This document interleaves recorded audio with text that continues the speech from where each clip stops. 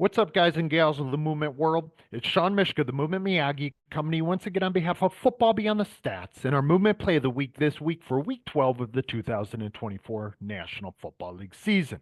And it is Thanksgiving week. We are deep in the heart of the National Football League season here as we come down the stretch.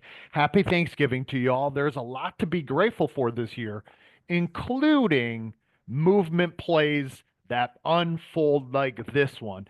KaVonte Turpin against the Washington Commanders.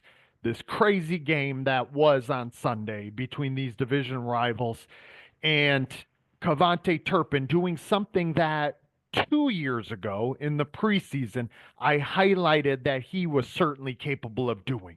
It's taken a little bit to come to fruition. I think he's actually in a contract year, so that would bode well for him. But he's starting to show these types of flashes where he feels so comfortable finding a functional fit in a very creative, novel, but yet authentic and adaptable fashion. We're going to try to keep it short here this week, but there's going to be a bit to talk about as we're about to find out here in Washington on Sunday, down the stretch, fourth quarter. 3 minutes left in the game. Let's go ahead and watch it in case you haven't seen it yet up to this point. Hopefully, you will now. Let me mute that here before we get rolling, right? And you can see right off the bat, KaVonte Turpin, if you haven't seen it yet, he's about to go, I think, 98, 99 yards here.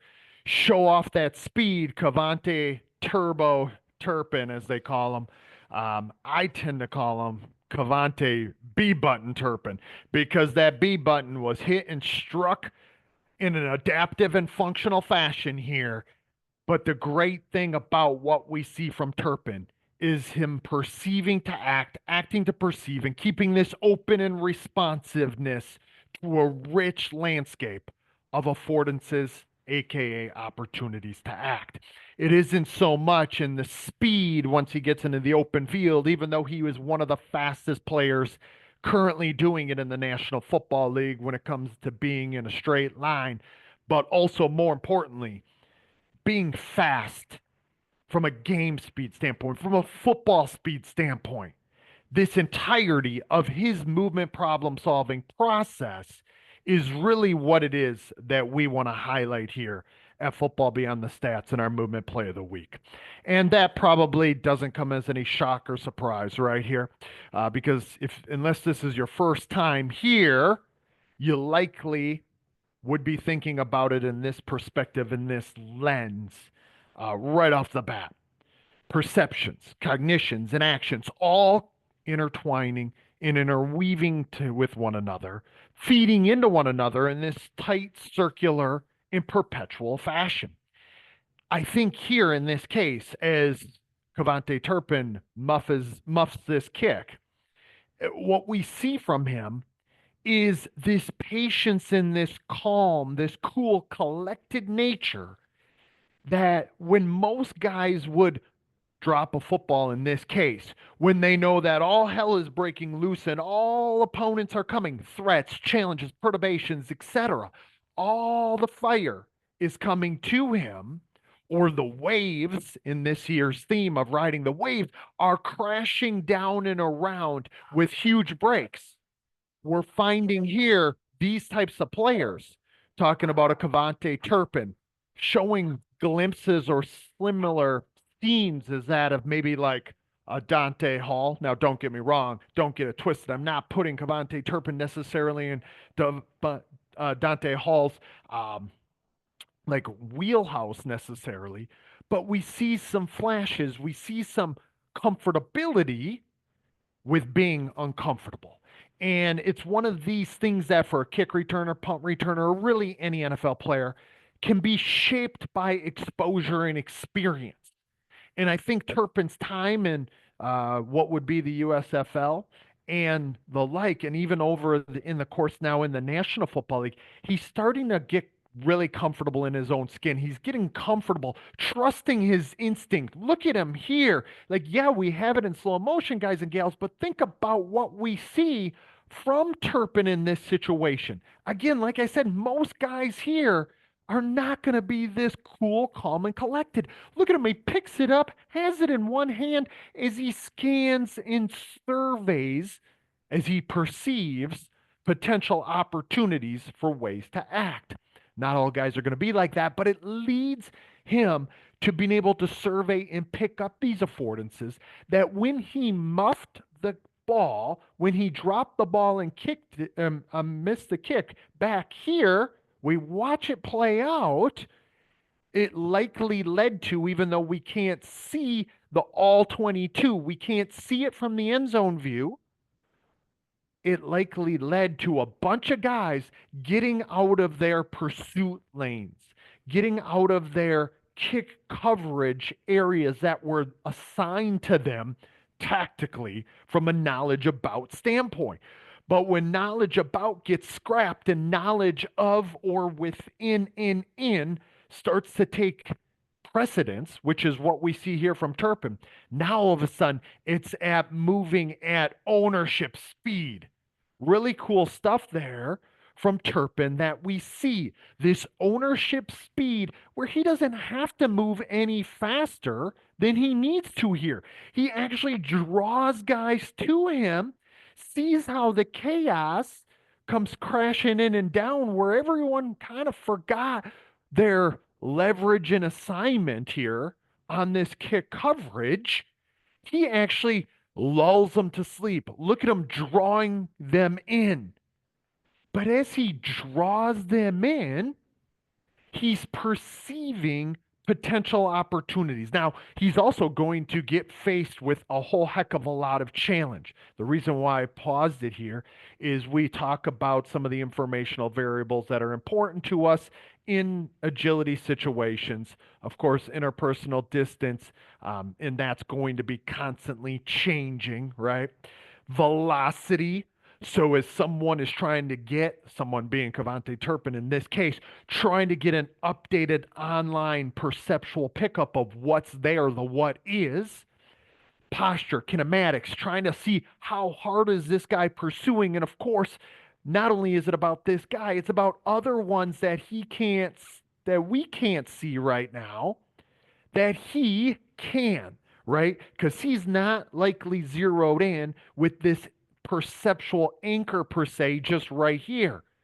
He's taking in informational variables about that guy, but also then looking to the left and to the right and likely deeper and beyond. Again, I'm just speculating. This is something we talk about here a lot, hypothesizing. But when we see it from the other vantage or viewpoint, when we see him head on, I think we're going to find that my speculation and my hypothesis is spot on here. So all of a sudden, chaos enters the mix, right? The interpersonal distance gets to the point where it is no longer comfortable. This metastable region, stuff changes too quickly, and KaVonte Turpin looks to his right, probably as he even said, letting instincts take over. I don't want you guys to confuse that when he says he's letting his instincts take over. He's letting his instincts take over because he's not in this overly hyper controlled way of doing and being or what's going to come to be. We talk a lot over the years here about guys who execute novel or authentic movement strategies, such as Saquon Barkley hitting his spin. Here, KaVonte Turpin hitting the spin, guys hurdling and the like. We just mentioned Saquon Barkley, obviously with Josh Allen last week. All of these players who are able to coordinate, control, and organize an adaptive, but again, authentic or creative movement solution that emerges under constraints. It emerges under the opportunities to act in these respective ways. So KaVonte Turpin saying, as he did after the game, I let my instincts take over here as I went to hit that B button. Like the one thing that we find is those instincts are not necessarily God given entirely and per se in the way that most people would elaborate.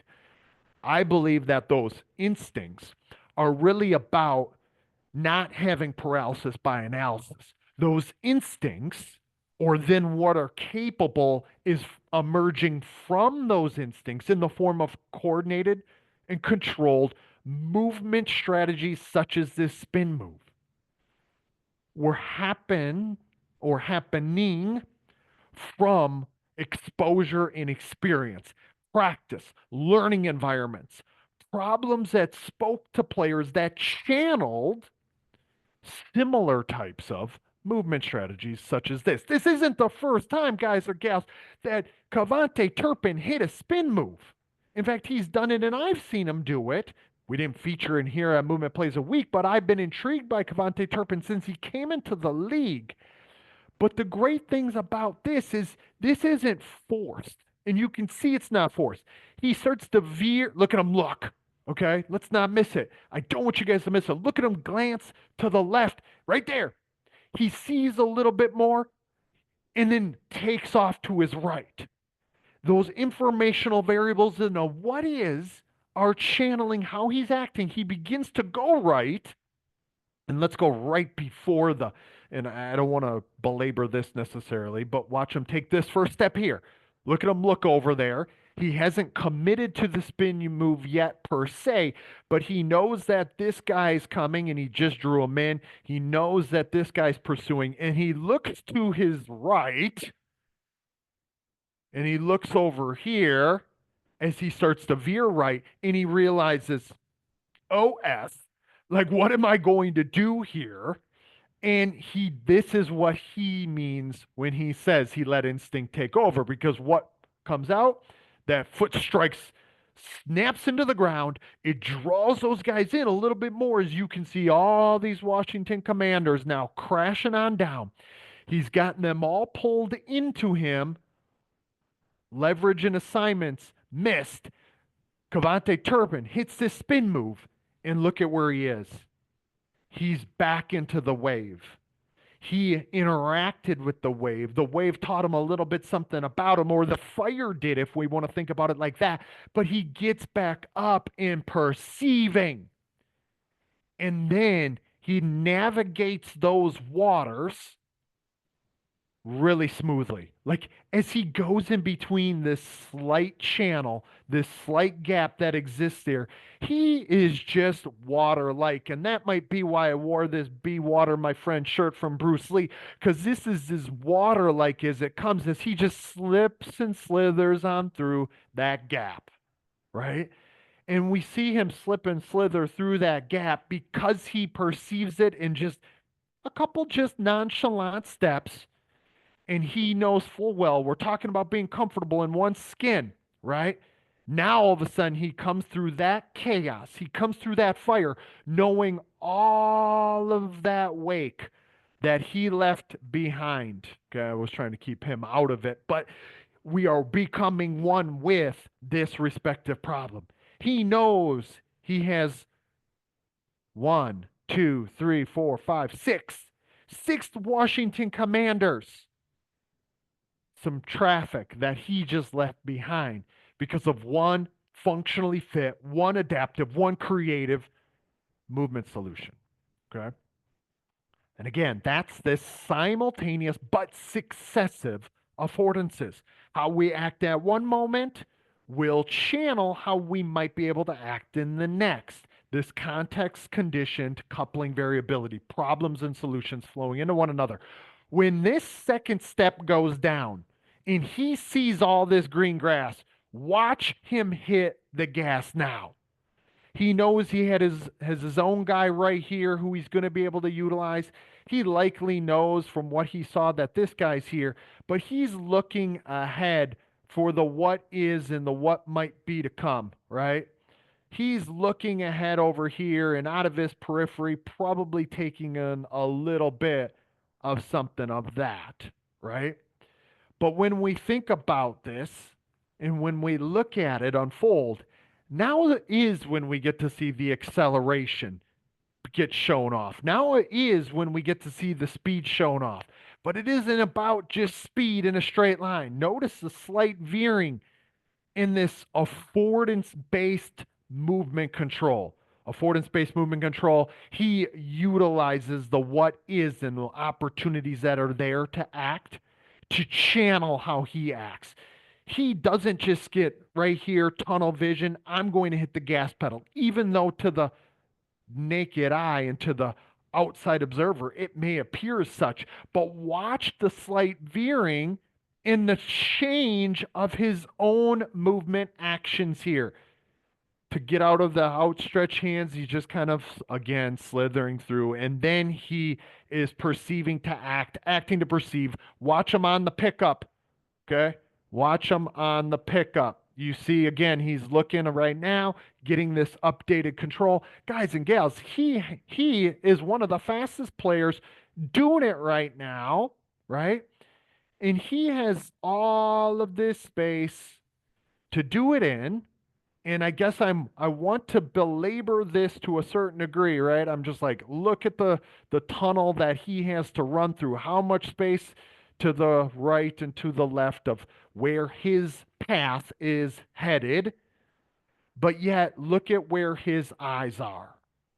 Where is his eyes? They're right here on the one potential challenge, just in case, just in case. Now, this is a kicker in space. Obviously, once he gains an understanding that it is, now he's probably just looking at him for funsies because he knows he's not being caught, right? And of course, people are going to look at this. They're going to think, oh, he hit 21.5 miles per hour, so on and so forth. People are going to talk about KaVonte Turpin with an emphasis on the turbo. But it wasn't about the turbo per se, but it was about how he utilized that turbo action and what even got him to that point. What even got him to the open field where no one was going to touch him or catch him. Let's watch and investigate a little bit more. Perceive to act, act to perceive. The two go tightly coupled with one another, but let's not forget the intentions and the decision making that are going to scaffold that. Look at them scan, look at them scan, look at them scan. We're going to see it from another viewpoint in a bit as well, but I want to now point this out and belabor this to a certain degree. Look at the head and the eyes before hitting this nifty, functionally fit movement strategy that leaves some guys touching grass, right? I mean, literally leaves a guy touching grass. And when you do that and you steal somebody's jock and lunch money at the same time in this way, with this type of move, you're about to be featured on the movement play of the week. But you look at that spin and how it's coordinated and controlled in relation to the what is. I don't want to miss that because it's all coming from how it was timed and where it was executed in relation to the what is. And then we again see that perceptual pickup on full display. Let's not miss it. It's like a finger pointing away to the moon. Don't concentrate on the finger, meaning don't concentrate on the movement actions, the biomechanics, or the speed outputs. Instead, focus on the whole picture, the finger and the moon together in their relationship with one another, the movement strategies in the perceptual pickup of KaVonte Turpin. See it again. You see him moving in relation to the problem before that slice and snap in aggressive and violent movement strategy that is this spin move. See it again. Snaps it down, draws him in, pulls it on out, gets his head back up and on a swivel, finds that way to sleekly slither through. And now it's off to the races, right? Here's the view I was referring to. Again, let's think about this because this is going to set the tone for what we might be able to do practically from an application standpoint. Drops the ball as you're bound to, no matter how sure-handed you might be in the National Football League. Let's watch the eyes. Think about how they feed into the ways that he might act. Goodness gracious, I could watch that because that is part of this movement problem solving story. See it again. Watch the scanning. Think about his affective feeling.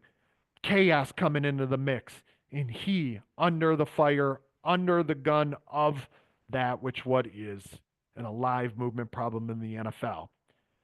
The head and the eyes are always scanning to take in the information to channel one's intentions, one's decisions that one makes, and ultimately how one adapts those actions to meet the needs of the problem.